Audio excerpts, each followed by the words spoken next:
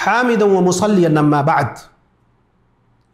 अल्लाह के नबी जनाब मोहम्मद रसूलुल्लाह सल्लल्लाहु अलैहि वसल्लम ने हमको एक बहुत बड़ा उसूल दिया है, खुसूसन उन चीज़ों के सिलसिले में जिसमें हमारे दिल में खटक रहती है कि ये चीज़ सही है नहीं सही है, ये चीज़ सच्ची है झूठी है। तो ये तिरमिज़ी वग़ैरह की रिवायत है।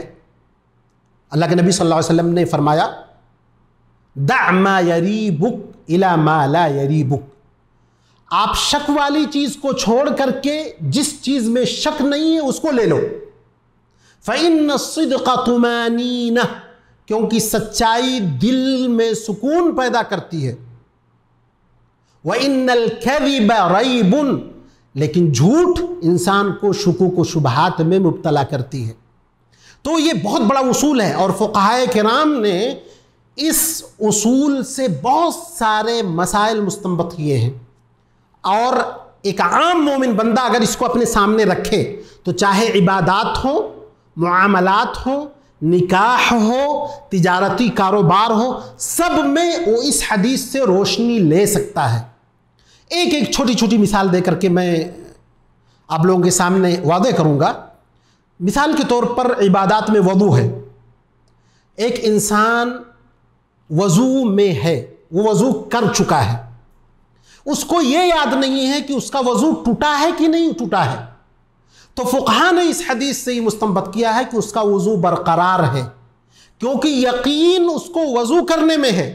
वज़ू टूटा है नहीं टूटा है शक है, तो शक को हटा देगा, यकीन को ले लेगा। और यकीन क्या चीज़ है कि वज़ू किया था उसने। इसके बरअक्स एक आदमी का वज़ू टूटा है, उसको ये याद नहीं है कि वज़ू किया है कि नहीं किया है, तो गोया कि उसका वज़ू टूटा हुआ माना जाएगा, क्योंकि टूटने में कोई शक नहीं है, लेकिन किया है नहीं किया है इसमें शक है, तो उसको हटा दिया जाएगा। इसी तरह रोज़े की मिसाल ले लीजिए।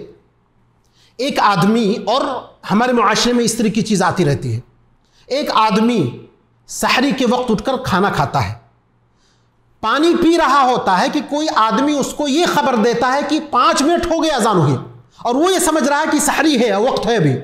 इस हदीस के रूह से ये है कि रात जैसे चली आ रही है तो रात के होने पर उस बंदे को यकीन है, और दिन के दाखिल होने में शुबा है, तो शुबे को हटा करके यकीनी चीज ले लेगा।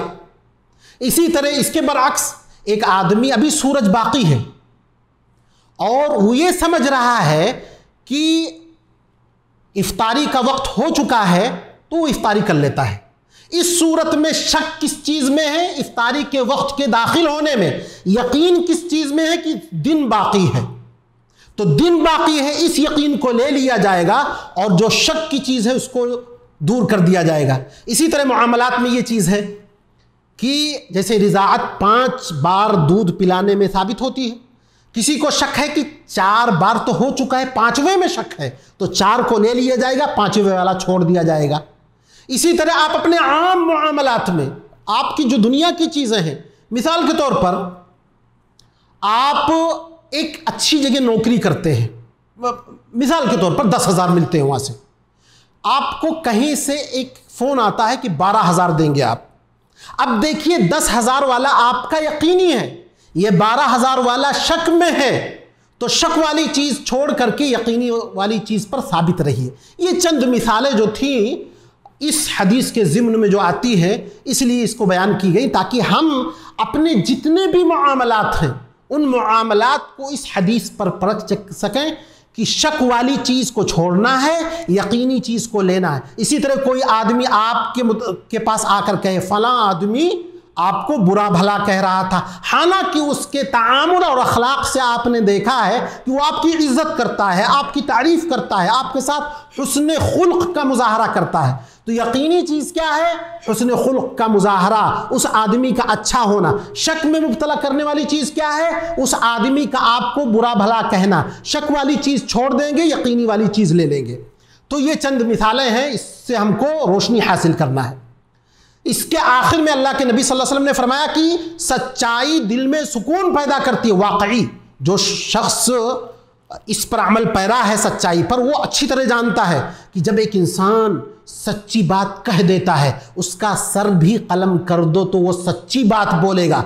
तो अपनी दिल में जो इत्मीनान, मिठास, ईमान का आला मिकदार जो वो पाता है, उसको अल्फाज में बयान नहीं किया जा सकता। इसी तरह झूठ बोलने वाले के बारे में फरमाया कि वो हमेशा शक में रहता है। वाकई ये बात है, जो आदमी झूठ बोलता है उसको सुकून नहीं मिलता है। इसीलिए जब वो सच्ची बात भी बोलता है तो लोग उसको झूठा समझते हैं। और हमारे यहाँ मसल मशहूर है कि एक झूठ को साबित करने के लिए 100 झूठ बोलना पड़ता है। और इंसान का जहन इतना बड़ा नहीं है कि वो 100 झूठ बोल करके बच जाएगा, लोग उसको पकड़ नहीं पाएंगे, कहीं ना कहीं पकड़ा जाएगा वो। लेकिन वही अगर सच्ची बात बोला है तो कोई उसको पकड़ नहीं सकता, उसकी सरजनिश है ही नहीं, ना ही उससे कोई बाजियाफ्त कर सकता है, उसकी सरजनिश कर सकता है। तो इस हदीस को अपने सामने रखना चाहिए, सच्चाई, रास्तबाजी, सिद्क बयानी को अपना अमल बनाना चाहिए और कोशिश करना चाहिए कि हम ज़्यादा से ज़्यादा सच्चे बने। अल्लाह तबारक व तआला से दुआ है कि अल्लाह तबारक व तआला हमारा भी हश्र नबिय्यीन, सिद्दीकीन, सालिहीन के साथ करे। अल्लाह हमें सच्चाई की तौफीक अता फरमाए। अल्लाह हमें अमल, कौल, फ़िल में सच्चा और पक्का मोमिन बनाए। व आखिरु दावाना अनिल हम्दुलिल्लाहि रब्बिल आलमीन।